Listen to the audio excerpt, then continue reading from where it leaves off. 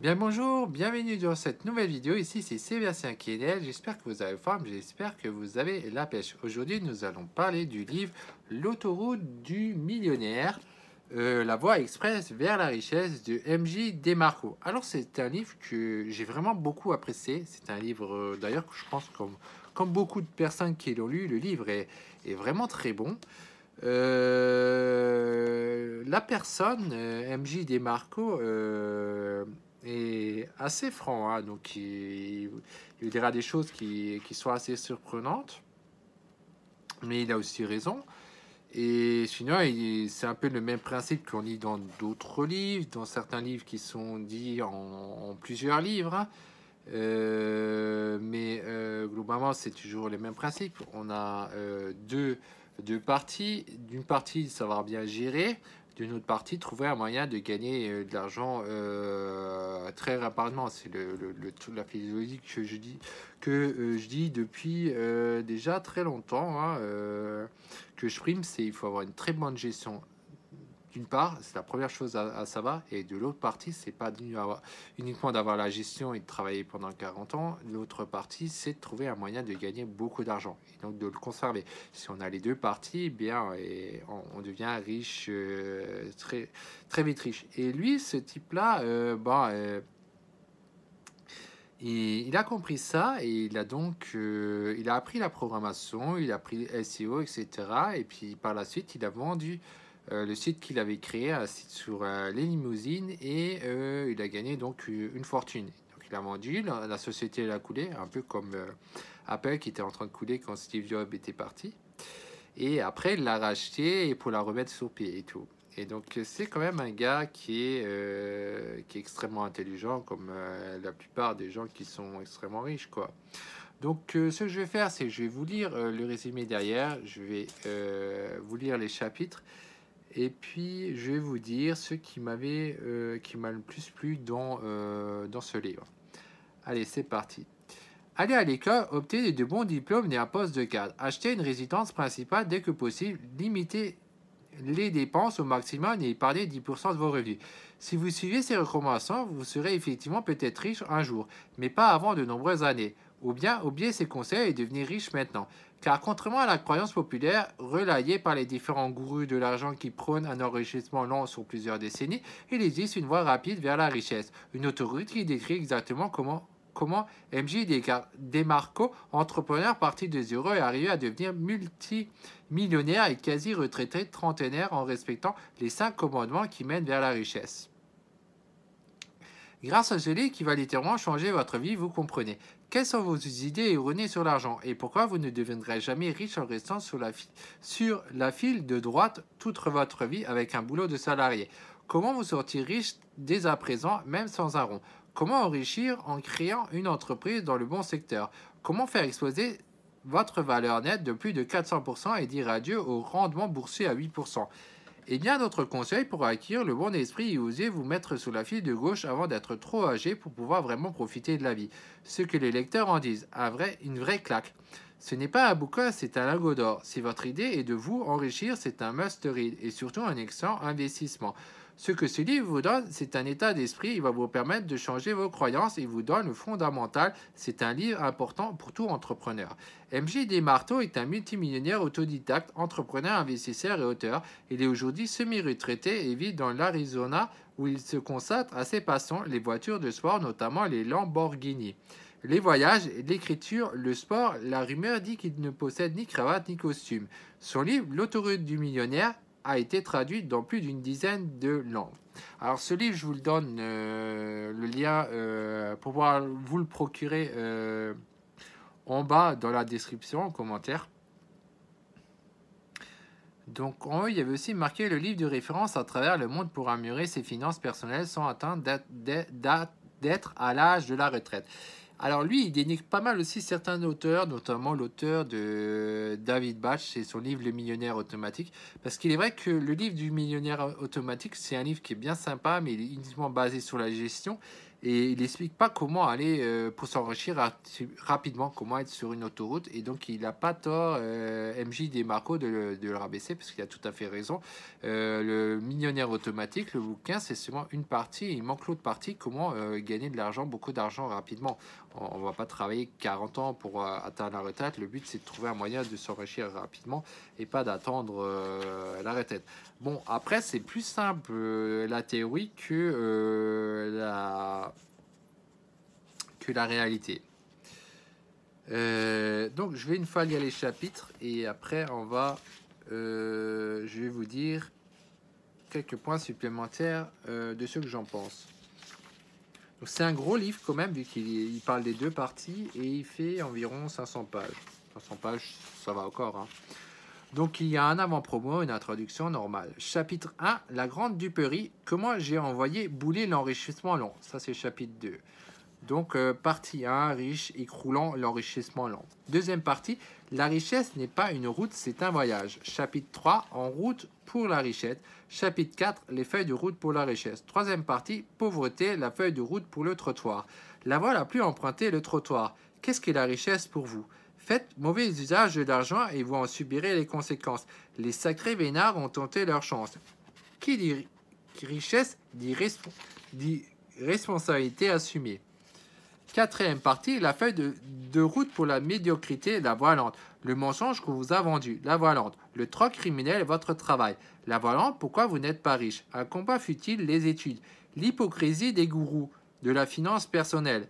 Une victoire de la voie lente, un pari de l'espoir. Cinquième partie, richesse, la feuille de route de la voie rapide. Le raccourci pour la richesse, l'autoroute. Changer d'équipe, changer de règles. Comment les riches deviennent vraiment riches. Pour être riche, divorcer d'avec le temps.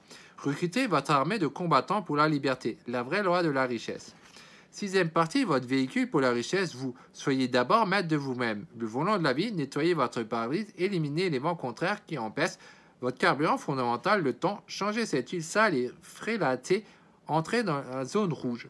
Chapitre 7, les chemins de la richesse. Les routes qui mènent effectivement à la richesse. Le commandement du besoin, le commandement de l'entrée, le commandement du contrôle, le commandement de l'échelle, le commandement du temps. La richesse, rapidement, les différentes autoroutes. Trouvez votre propre voie, donnez une destination à votre route. Chapitre 8, huitième partie, votre vitesse accélérée, votre richesse. La vitesse de la réussite, brûler le businessman, démarrer la mise en œuvre. Les piétons feront de vous une personne riche. Éjectez les pirates de la route, soyez le sauveur de quelqu'un, créez des marques, pas des business. Choisissez la monogamie plutôt que la polygamie. Rassemblez tous ces outils, donnez un super coup de boost à votre plan pour la richesse.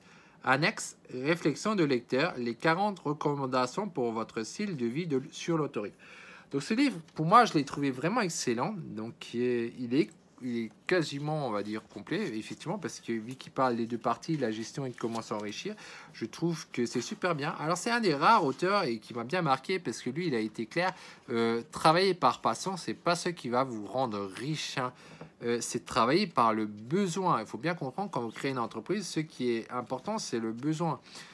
Si vous essayez de travailler dur et que ça ne correspond pas à un besoin, et ben vous allez nulle part, ça ne marchera pas. Et moi, je sais très bien par expérience, travailler par passion, ben, ça ne fonctionne pas, c'est travailler pour le besoin. Alors même si maintenant, le problème qu'il y a, c'est que vous travaillez par le besoin,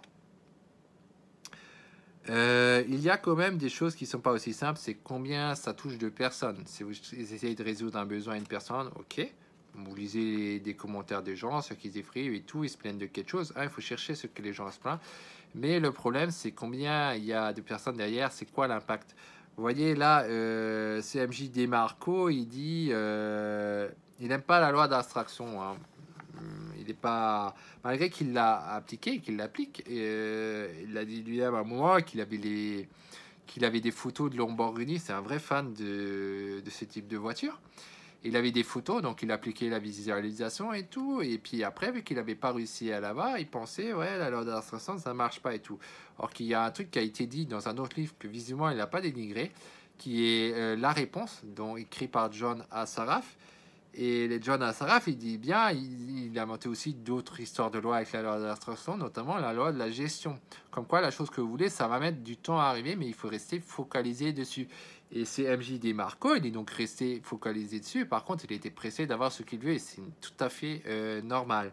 Et une fois, il a vu un type qui avait une Lamborghini, et il lui a demandé comment il a fait pour acheter ça à si jeune homme, parce qu'il était jeune, et il lui a dit, bah, en inventant, qu'il était inventeur. Il lui a demandé quel était son travail, il a dit il est un inventeur. Et c'est vrai que si vous innovez quelque chose qui correspond après à un besoin des gens, bah, c'est le meilleur moyen de vous enrichir très rapidement. Et c'est ça qui est le plus important selon lui, et ce que je mets aussi effectivement en avant, le besoin agir.